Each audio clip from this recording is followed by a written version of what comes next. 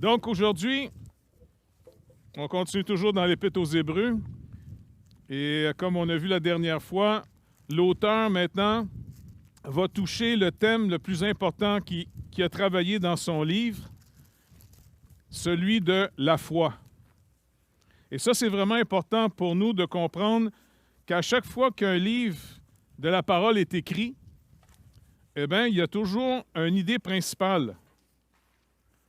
Par exemple, quand Paul écrit aux Corinthiens, il va leur montrer que ce n'est pas simplement l'instruction qui fait la différence. Le but, finalement, de l'Épître aux Corinthiens, c'était l'amour. Et ici, l'auteur de l'Épître aux Hébreux, le thème qui travaille le plus, ça va être la foi. Maintenant, il faut faire la différence entre l'assertion et la foi. Vous savez, la manière que on croit, par exemple, on peut croire que Dieu existe. Moi, je suis sûr qu'il y a bien des gens qui croient que Dieu existe, que Jésus-Christ est déjà venu sur Terre. T'sais. Mais il y a une différence de croire en quelqu'un et de croire juste que la personne était là. Et ce qui nous sauve, c'est la foi en Dieu, la foi en Christ. Et ça, c'est vraiment très, très important pour nous de le comprendre. Vous vous rappelez ici que l'auteur rappelle finalement le passage de Habakkuk, le prophète Habakkuk, que le juste, c'est celui qui vit par la foi. Et ça, c'est vraiment important parce qu'on est dans une époque, depuis quasiment 100-200 ans, une philosophie est rentrée dans le christianisme, une forme de légalisme qu'on appelle aujourd'hui l'humanisme. On compte sur nous.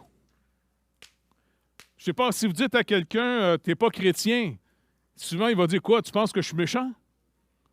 Parce qu'il pense que la définition d'être chrétien, c'est d'être bon. Non, un chrétien, c'est quelqu'un qui sait qu'il est pourri et puis qui dépend d'un autre. Et ça amortit de plus en plus notre nature. Trop de gens travaillent à devenir meilleurs par eux-mêmes et ce n'est pas du tout ce que le Seigneur nous enseigne dans sa parole. Donc, si le juste, c'est celui qui vit par la foi, est-ce que vous réalisez que pendant 3 ans et demi, le Seigneur, avec ses 12 disciples, leur montrait finalement un contraste continuel entre eux et lui? C'était quoi une des grandes discussions que les apôtres avaient entre eux autres quand ils suivaient Jésus? Qui c'est qui est le plus grand d'entre nous autres? Et vous vous rappelez, la maman de Jacques et de Jean était venue voir Jésus vers la fin de son ministère. C'est une madame gentille. Jean et son frère, ils venaient d'une famille riche. Et madame, eh bien, c'est elle qui pourvoyait souvent au voyage du groupe. Et puis, c'est comme ça, elle a laissé une petite dette au Seigneur en disant, regarde, vu que j'ai payé, quand tu vas rentrer dans ton règne, tu peux-tu te rappeler de mes 2 garçons? Les mettre un à ta droite, un à ta gauche? Ce qui est vraiment fascinant là-dedans, c'est que le Seigneur dit, non, vous ne savez pas dans quoi on s'embarque, là. Donc, ça a été toujours le danger qui est encore présent dans nos vies. Et c'est encourageant de savoir que pendant 3 ans et demi, il ne peut pas avoir un meilleur pasteur que Jésus lui-même, pas vrai? Et c'est intéressant de savoir que les disciples n'ont rien compris pareil. Parce qu'il nous a dit, il vous est avantageux que je m'en aille. Il devait payer la dette, ce qui nous séparait de la présence de Dieu. Même Jésus, avec ses disciples, était en dehors de lui. Et ce qu'il faut comprendre dans la vie chrétienne, c'est que maintenant, nous sommes en lui. C'est une expression que Paul a développée énormément dans ses lettres. En Christ, en Jésus-Christ. Et donc, quand Christ est en nous, bien, c'est son esprit qui est en nous. Et si on ne développe pas cette capacité de demander au Seigneur, illumine mon entendement, eh bien, comme il le rappelait à Pierre, vous vous rappelez une fois, il leur demande qu'est-ce que les gens disent qui je suis? Puis les gars ont dit, bien, dans la population, certains pensent que tu es un prophète ressuscité, Jérémie ressuscité. Je dis, OK. Et vous? Et c'est là que Pierre fait la fameuse déclaration. Vous vous rappelez ce que Pierre dit quand Jésus dit « Et vous, qui dites-vous que je suis? » Qu'est-ce qu'il a dit? « Tu es le Christ, le Fils du vivant. » Qu'est-ce que Jésus lui dit après? C'est pas la chair et le sang qui t'ont révélé ça. En d'autres mots, Pierre, c'est pas parce que tu es plus intelligent que la foule. C'est pas parce que tu reçois des instructions de manière académique de ce que je dis. C'est mon Père qui t'a révélé ces choses. Écoutez, le but le plus important ici de la foi, là, puis je sais que ça a l'air abstrait, là, mais faites attention de compter sur vos capacités naturelles pour marcher avec le Seigneur. Et ça, c'était l'enseignement que Jésus leur enseignait à tous les jours. Il dit « Moi-même, je ne fais rien par moi-même. » Écoute, là, c'est Dieu fait homme. S'il y en a un qui aurait pu parler par lui-même, s'il y en a un qui était capable de tout faire par lui-même, c'est bien Jésus. Dieu fait homme. Mais il est venu montrer la vraie vie humaine. Comment on a été créé pour avoir Dieu comme notre Dieu, qui est notre soutien, qui est notre vie, qui est tout pour nous. Mais on a été formés dans le péché et l'illusion du péché, ça produit en nous l'autonomie. Une forme d'autonomie. On pense qu'on est quelqu'un, on pense qu'on est capable. Et là, si on ne demande pas au Seigneur qu'il puisse nous révéler sa parole, faites attention que même quand vous étudiez la Bible, que si vous essayez de comprendre simplement par votre propre sagesse, il y a déjà un présupposé qui doit être débarqué par le Saint-Esprit. Le présupposé, c'est de penser qu'on est capable par nous-mêmes. Et ça a été le problème des disciples tout le long, sans arrêt. Et même à la fin, quand le Seigneur dit qu'il s'en va à Jérusalem, il va se faire tuer par les autorités, eh bien, il dit, en passant, vous allez réaliser maintenant ce que je vous dis. La parole a dit que le berger va être frappé et les brebis vont être dispersées. En d'autres mots, vous allez tous m'abandonner. Et là, vous vous rappelez ce que Pierre dit? C'est devenu un classique, ça. « Hey Seigneur, si tous t'abandonnent, moi, là, je ne t'abandonnerai pas. » Jésus le regarde en disant, « Écoute bien, le coq n'aura même pas le temps de chanter que tu vas m'avoir déjà renié 3 fois. » Même les disciples, parce qu'ils vivaient l'effet d'être sous l'instruction et ils recevaient de manière intellectuelle la connaissance que Jésus leur disait. Mais le but du Seigneur, c'était de leur montrer le contraste entre lui et eux, jusqu'à ce qu'il dit, « Vous êtes avantageux que je m'en aille. » Parce qu'en d'autres mots, c'est le consolateur qui va venir dans le disciple et c'est là que le croyant qui grandit en maturité, il ne parle jamais de lui. Le Seigneur dit, si quelqu'un veut me suivre, il va falloir qu'il se renie. Croire en Jésus-Christ de plus en plus, bien, c'est de moins en moins se croire nous autres. Mais ça, si ce n'est pas compris, bien, il y a un danger mortel finalement chez ceux qui se déclarent chrétiens, c'est de devenir des arrogants, de s'enfler, surtout quand le Seigneur peut nous utiliser. Et c'est pour ça que si on ne rend pas toute la gloire au Seigneur parce qu'on n'a pas vu que c'est lui, combien de gens parlent de ce qu'ils font pour le Seigneur? Et vous avez un symptôme. Tu sais, c'est comme la maladie, là, tu sais. Des symptômes peuvent nous avertir qu'on est pogné d'une maladie. Un des symptômes les plus dangereux qu'on a dans notre vie chrétienne, c'est l'arrogance, l'orgueil. La vraie humilité, là, ce n'est pas de s'auto-détruire. La vraie humilité, c'est de savoir comment je dépends du Seigneur parce que je réalise à tous les jours que par moi-même, je ne peux pas marcher avec lui. Mais par lui, je peux marcher avec lui. Et c'est pour ça qu'il a dit « Demandez et vous recevrez ». Et la vie du croyant, c'est d'abord reconnaître qu'il est tout pour nous. Alors, si Dieu devient tout pour nous, alors il faut se débarrasser d'être nous-mêmes tout pour lui. Pas vrai? Donc, c'est pour ça que le vrai juste, c'est celui qui vit par la foi. Mais faites attention, c'est un message qui choque bien du monde. C'est pas pour rien que Jésus s'est fait tuer par les meilleurs en Israël. Le Sanhédrin, les pharisiens, malgré tout ce qu'il a démontré, eh bien, finalement, ils étaient enragés contre lui parce qu'il était en train d'exposer que leur justice était souillée. En plus, c'était des gens qui lisaient leur Bible. Les pharisiens, ils la connaissaient quasiment par cœur, tout l'Ancien Testament. Et dans Ésaïe, il est rappelé une vérité fondamentale. Toute notre justice, notre meilleure justice, n'est que comme un vêtement souillé. En d'autres mots, si on ne le voit pas, ben, je suis désolé, on n'a pas encore la lumière de l'Esprit de Dieu en nous. Et ça, c'est très dangereux. Parce qu'il y a bien des gens que la Bible, pour eux autres, c'est un peu un genre de livre IKEA, comment monter le meuble spirituel.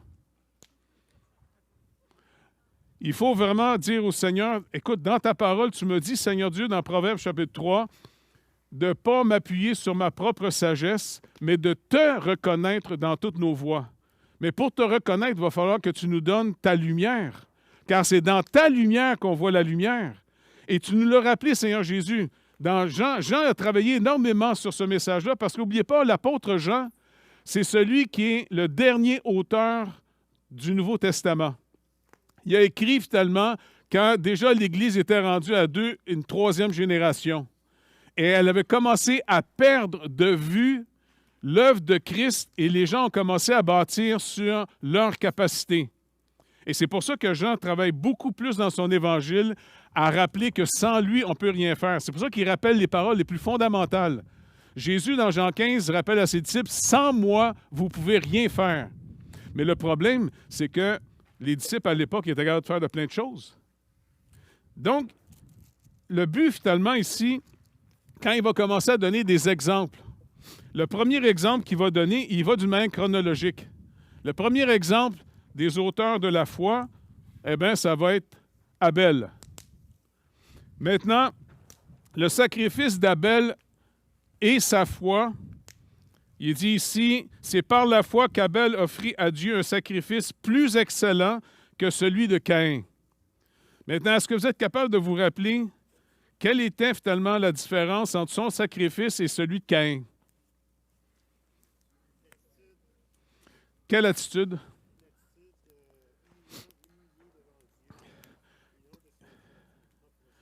Abel, finalement, c'est un humilié. Écoute, même, imaginez-vous, là, dans votre famille, là, votre mère, le premier-né, elle l'appelle acquisition, trésor, mon beau trésor. OK? Caïn, ça veut dire, tu sais, Caïni. J'ai acquis avec l'Éternel un homme. En d'autres mots, elle était convaincue que c'était la promesse de Dieu qui venait de se réaliser. De la femme viendrait la postérité. Fait qu'elle a interprété son premier-né, Caïn, comme étant « Voici celui qui va nous délivrer ». Et puis, toute sa vie, Caïn a été élevé comme une petite vedette. Et puis, en plus, il est devenu un cultivateur. On est à une époque où les gens ne mangent pas de viande. C'était l'époque des véganes. Il ne voulait pas faire des meurtres, même en tuant un œuf. Eh bien, finalement, le deuxième qu'elle va avoir, elle l'appelle Abel. Abel, ça semble beau hein, comme nom, mais en hébreu, savez-vous ce que ça veut dire? Vapeur. Imagine-toi, le premier s'appelle trésor, le deuxième s'appelle petite vapeur. Insignifiant, niaiseux. Fait que le petit pout, finalement, il s'occupait, lui, d'élever les brebis. La job la plus insignifiante de l'époque. Et quand ça a été le temps d'offrir un sacrifice, Caïn arrive avec toute son arrogance. Il présente le fruit de son travail. C'est un cultivateur. Il y avait une mauvaise image quand j'étais petit à l'école. Dans le catholicisme, on présentait, je ne sais pas, dans le petit catéchisme, je ne sais pas s'il y en a qui se rappellent de ça. Tu sais, c'était un livre gris, là, avec les 10 commandements en avant. Et puis, il y avait des images. L'image de Caïn, il essaie de le faire passer pour un méchant qui donnait quasiment des fruits pourris au Seigneur. Non, il a offert ce qu'il y avait de mieux. Caïn, finalement, il se regardait comme étant celui qui donne la vie à toute sa communauté, parce que c'est lui qui était à l'origine de maintenir la vie par la nourriture. Et il offre son travail. Et après ça, finalement, Caïn, il regarde son frère Abel arriver avec un agneau qu'il a tué, qu'il ne se sentait même pas digne, Abel, de toute façon, d'offrir quoi que ce soit. Il a offert une autre vie. Mais il est dit qu'il l'a offert par la foi. N'oubliez pas, la foi vient toujours d'avoir cru la parole de Dieu. Maintenant, d'où vient la foi d'Abel? Qu'est-ce qu'il a cru?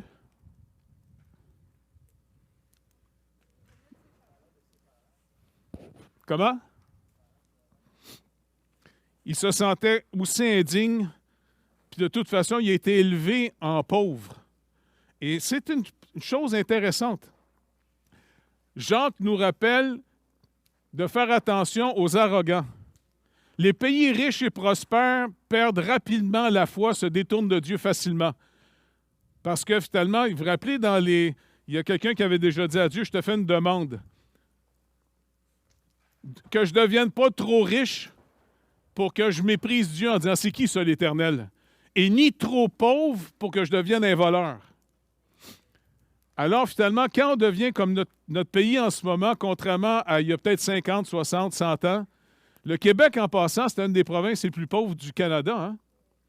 Pas pour rien que les gens espéraient en Dieu. Ils n'avaient pas grand-chose à espérer en dehors de Dieu. C'est sûr qu'ils étaient mal enseignés parce qu'encore une fois, on leur enseignait « deviens une bonne personne pour être accepté de Dieu » plutôt que de croire dans l'œuvre de Christ pour eux. Et quand le Québec est devenu prospère, bien, on a jeté aux poubelles, finalement, l'Évangile. Maintenant, Caïn était élevé dans l'arrogance. Il était sûr qu'il était quasiment à l'origine de plein de choses. Tandis que Abel, son frère, il a été élevé dans l'humiliation, dans la pauvreté. Et c'est pour ça que Jacques nous rappelle que Dieu favorise les pauvres dans la foi. Parce qu'un pauvre, il attend beaucoup moins de la vie, il peut espérer beaucoup moins en lui-même que quelqu'un de très capable. Écoutez, l'apôtre Paul, avant de devenir chrétien, c'était quelqu'un qui était capable intellectuellement et il était devenu un homme extrêmement violent. Et lui-même a compris quand la grâce de Dieu le saisit sur la route de Damas. Il a vu son arrogance. Il a vu à quel point, finalement, il vivait en Caïn, au point qu'il tuait. Il était à l'origine de faire mourir ceux qui espéraient dans la grâce de Dieu. Lui, il n'espérait pas dans la grâce de Dieu, lui, il espérait dans ses mérites. C'est comme s'il mettait Dieu en dette en disant « Hey, tu me dois le salut, toi là. » Mais les gens ordinaires qui ne sont pas capables, c'est pour ça que dans la population d'Israël, qui venait écouter le Seigneur Jésus? Les pauvres, les rejetés, les échecs de vie. Eux autres, ils entendaient le message de la grâce, mais pas les arrogants. Les arrogants disaient, tu veux dire, on a tout fait ça pour rien. En d'autres mots, le Seigneur vient leur montrer en disant, votre justice est souillée. Qu'est-ce qui vous motive à avoir fait toutes ces choses-là? Et c'est pour ça qu'il faut demander au Seigneur, à moins que tu m'éclaires, naturellement, je ne pourrai jamais comprendre ton évangile. Puis même le danger, ça serait de me conformer de manière moraliste, de devenir juste un pharisien. Et tu nous as dit que tu nous appelles à te suivre. Donc, suivre le Seigneur, eh bien, ça veut dire que ce n'est plus nous autres qui est en charge. Ce n'est plus nos projets. Ce n'est pas mes idées. Et le seul moyen de savoir si j'ai l'attitude nécessaire pour marcher avec le Seigneur, c'est quand tu as un projet, dis-toi une chose, es-tu capable d'entendre qu'on vous dise non? Si tu capotes quand on dit non à ton projet, bien, ça prouve que c'était ton projet, pas celui de Dieu. Et quand le Seigneur te donne un projet, tu peux entendre 50 non. Non, non, pas grave. Seigneur, écoute, si c'est ton projet, j'ai hâte de voir comment tu vas ouvrir la porte. J'ai hâte de voir comment tu vas pourvoir. Trop de gens essaient par eux-mêmes.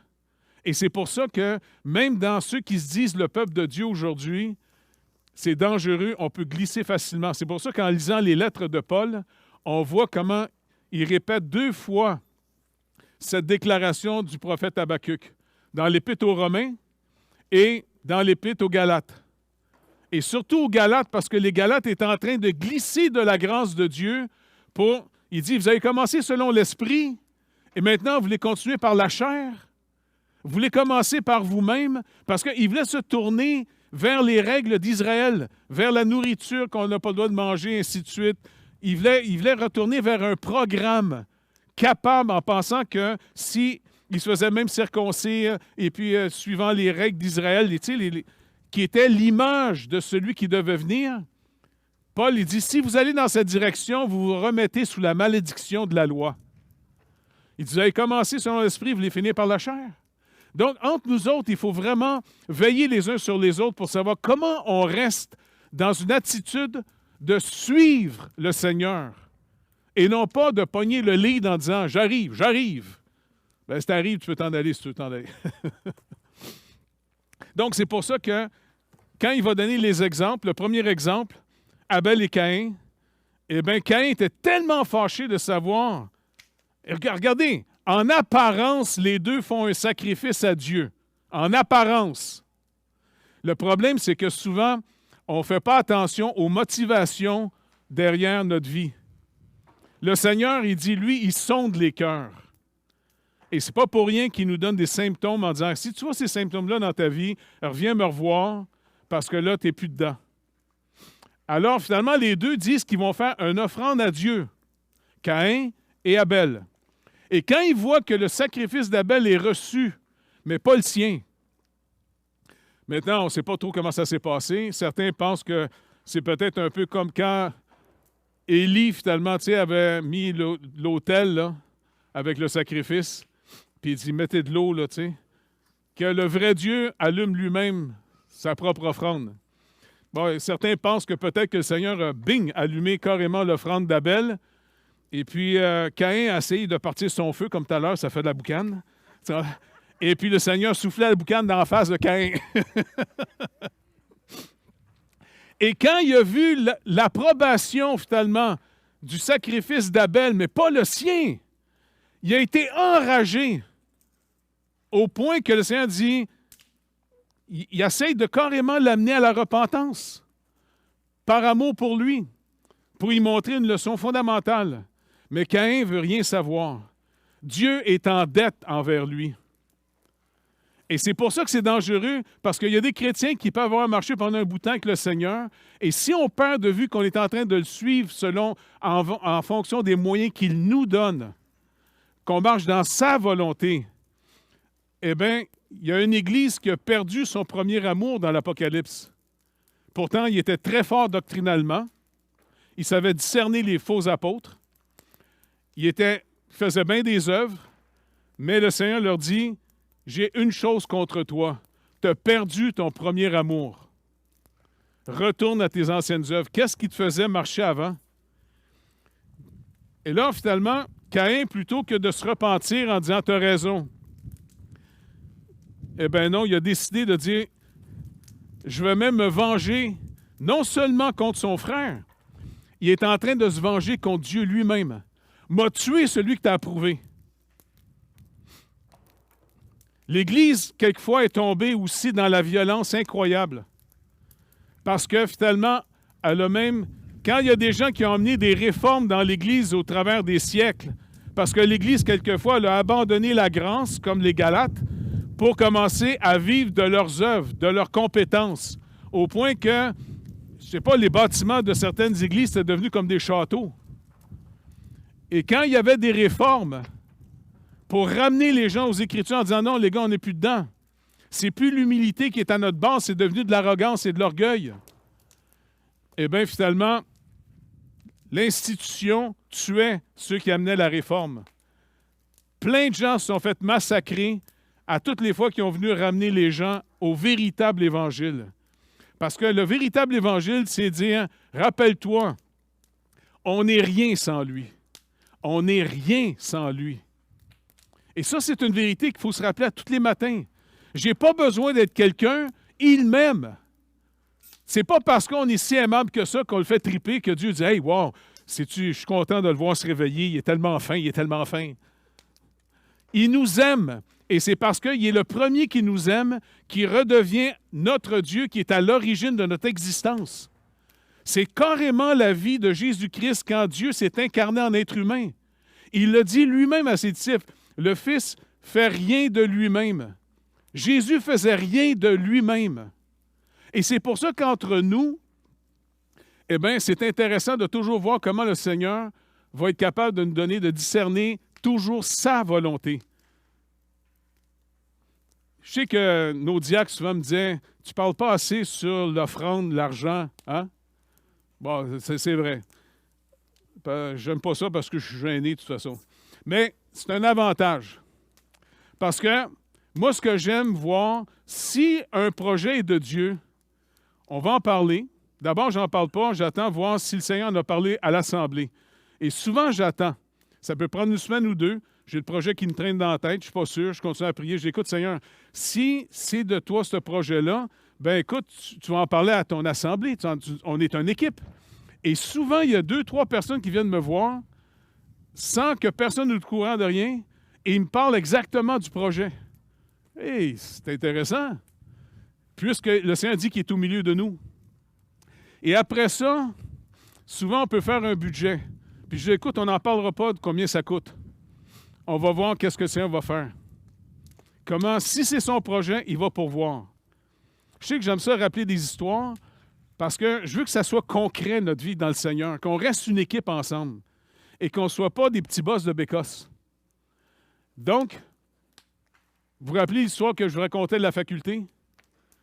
Pendant 2-3 ans, Amar me disait tout le temps, j'aimerais que tu prennes ma place, tu sais, tu vas être le président. Je dis, Amar, comment, j'ai pas de diplôme comme toi? Il dit, non, un président, dans les constitutions de faculté universitaire, tu n'as pas besoin d'avoir finalement un PhD. Tu as juste besoin de trouver quelqu'un qui va avoir un PhD pour l'académie. Bien là, j'ai demandé à Maïna, tu sais. Et puis, je n'étais pas sûr, tu sais. Et puis, il insistait, puis insistait, puis insistait. Puis là, je dis, gars, on va remettre ça au Seigneur, tu sais. Et puis, il avait pris des décisions à l'époque que je n'étais pas d'accord. J'en avais même parlé, mais il était trop tard. Il a signé des contrats, puis on s'était fait organiser bien raide. Et puis, quand il m'a donné le dossier, on était avec la faculté, le Seigneur a donné une équipe, eh bien, on n'avait plus une scène d'un compte. Fait que ça, c'est intéressant de voir. Si le projet est de Dieu, on n'a plus une scène d'un compte, là.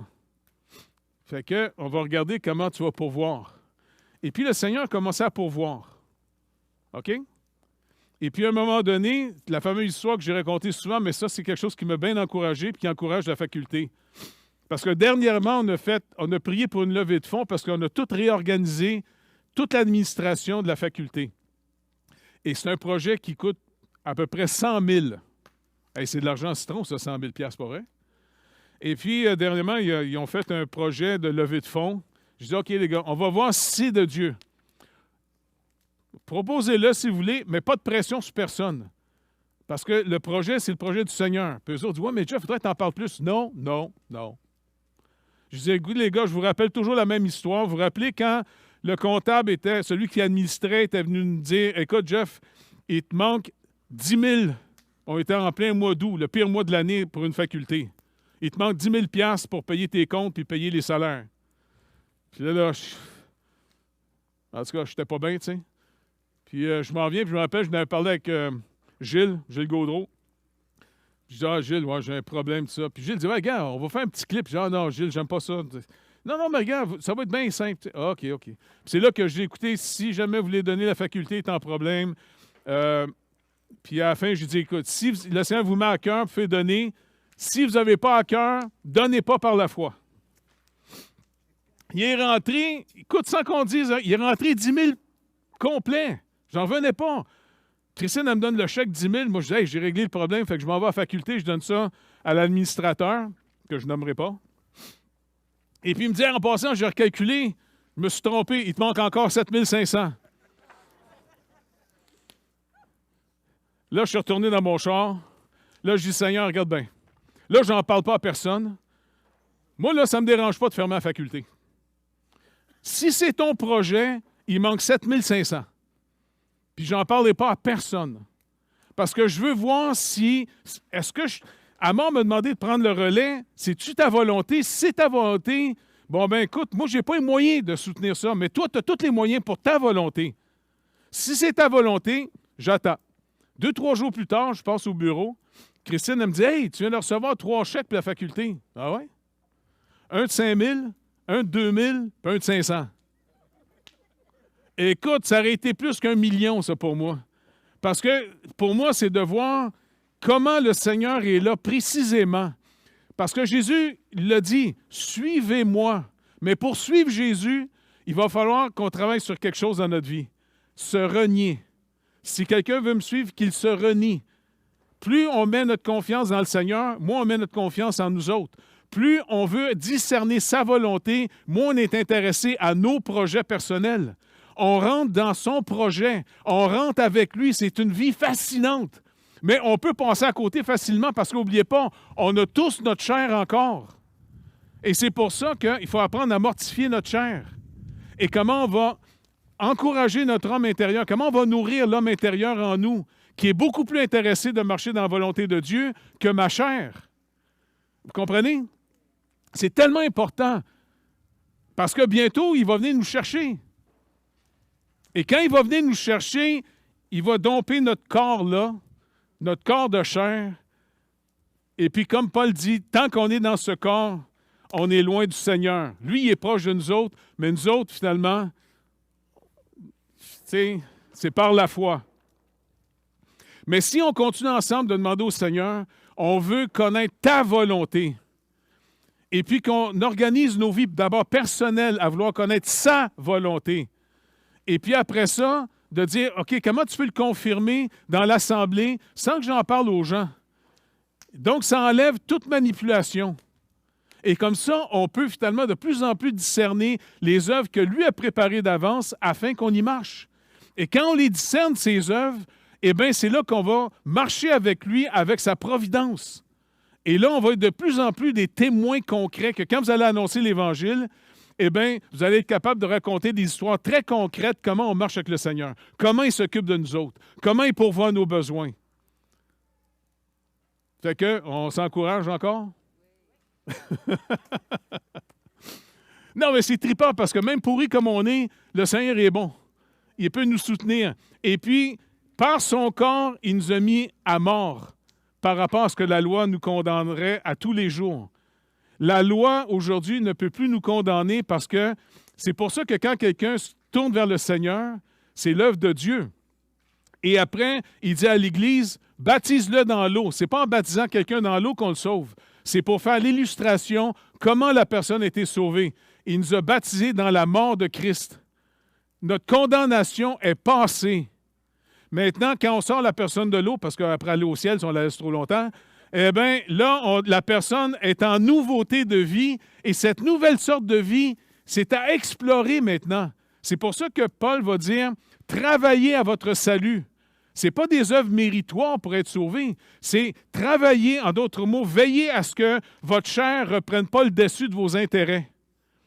Parce qu'n'oubliez pas, ce qui motive notre vie le plus, ce n'est pas notre intellect, c'est nos désirs. Et l'Esprit de Dieu produit des désirs contraires à ceux de la chair. Mais si j'attriste le Saint-Esprit par mon attitude, si je néglige ma marche avec lui dans l'humilité, eh bien, j'attriste l'Esprit de Dieu et il me laisse à moi-même après, comme il a laissé des fois Israël aller à eux-mêmes. Et là, étrangement, les gens d'abord perdent l'amour, le premier amour. Et puis tranquillement, les désirs de la vieille vie commencent à remonter. Et malheureusement, il y a des gens qui n'atteindront pas le but. Ce n'est pas qu'ils ne seront pas sauvés, mais il y a quelque chose de plus précieux que d'être juste sauvé. C'est d'ici même, face à l'ennemi, le menteur dans les lieux célestes, de le confronter en lui résistant, lui qui stimule notre chair, en disant « redeviens quelqu'un », tu sais, puis « t'es meilleur que les autres ». « Ah ouais! » Tu dis « ah, ferme donc ta gueule ». Plutôt de se nourrir de la parole de Dieu qui dit « non, sans toi, on ne peut rien faire ». Mais par toi, on peut tout faire. Comme Paul dit, qui est suffisant pour ces choses? Donc, c'est pour ça qu'il est important de discerner à quoi Dieu nous appelle. Surtout dans le corps, en fonction de l'onction qu'il nous donne, qu'est-ce qu'on fait et comment on va coordonner finalement comme un corps. Et c'est la tête qui envoie des commandements au corps. Pas vrai? Et prions que le Seigneur ne soit pas pogné, que nous, on est son corps ici. Vous savez, il y a des maladies physiques, hein? Entre autres, le Parkinson.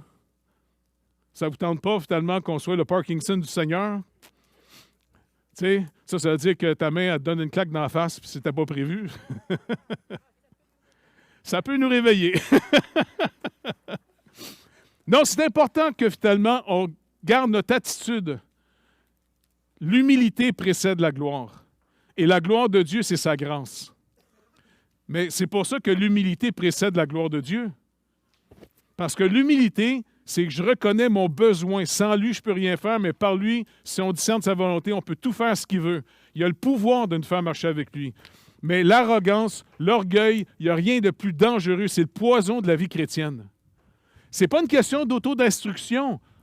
C'est une question de reconnaître tous nos besoins et de dire, Seigneur, à moins que tu me montres ta volonté, je ne peux pas naturellement la connaître, ta volonté. J'ai beau lire plein de livres, mais il est dit que c'est l'Esprit de Dieu qui illumine l'entendement. Donc, c'est bien de lire, faire des recherches, mais à moins de prier que le Seigneur illumine notre entendement, eh bien, on peut juste devenir un pharisien. C'est tout. OK, avant que vos pieds gèlent trop, on remet ça au Seigneur. Fait que Seigneur, on peut juste se tourner vers toi à tous les jours pour te demander, au fond, avant de te demander quoi que ce soit dans nos besoins, accorde-nous, Seigneur Dieu, de voir clair, de voir que sans toi, on ne peut rien faire. Mais si, Seigneur, tu nous montres ta volonté, par toi, on peut faire tout ce que tu veux parce que tu es Dieu. Et Seigneur, tu dis que, comme tu l'as dit à tes disciples, parce que tu as beau avoir été avec eux pendant 3 ans et demi, naturellement, ben, les gars restaient toujours convaincus qu'ils étaient capables de marcher avec toi. Mais toi, tu leur as rappelé, non. Tu leur as même dit une fois, c'est parce que c'est moi qui vous ai choisi. Et c'est toi qui les soutenais. Et tu as même rappelé qu'il y en avait même un des 12 qui était un démon. Et même lui pouvait marcher avec toi parce que tu le faisais marcher avec toi. Jusqu'à ce qu'à la fin, tu as laissé les 12. Et tu leur as dit, le berger va être frappé, maintenant vous allez être dispersés. Et comme de fait, même Pierre qui pensait qu'il était capable de rester fidèle à toi, et puis il y avait un peu d'arrogance face aux autres, eh bien, tu lui as rappelé en disant, regarde bien, avant que le coq chante, tu vas déjà me renier 3 fois, tu vas jurer que tu ne me connais pas. Et c'est arrivé. Mais Seigneur, c'est ton amour qui a triomphé. Ce n'est pas qu'ils ont mérité que tu les as sauvés. Tu es revenu vers eux, tu leur as montré ton amour, et là, tu leur as dit, maintenant, attendez la promesse de mon Père, la Pentecôte, le Saint-Esprit qui va venir en nous. Fait que Saint-Esprit de Dieu, c'est toi maintenant qui va nous donner la capacité de pouvoir marcher comme un corps, individuellement et collectivement, dans la volonté du Père. Seigneur Jésus, tu es notre souverain sacrificateur. Tu dis qu'on est ta maison. On est aussi ton corps. Alors, Seigneur Dieu, encore une fois, s'il vous plaît, illumine notre entendement pour que les réalités de ta parole, ça ne soit pas juste des connaissances intellectuelles, mais que ça soit de la lumière, que ça soit ta vie en nous, que tu nous parles à l'intérieur de nous-mêmes, car on a tous reçu l'onction pour recevoir ton instruction. Alors, merci d'avance, Père, au nom de Jésus. Amen. Et merci d'être venu, malgré que ce n'était pas chaud et qu'il n'y avait pas de soleil aujourd'hui.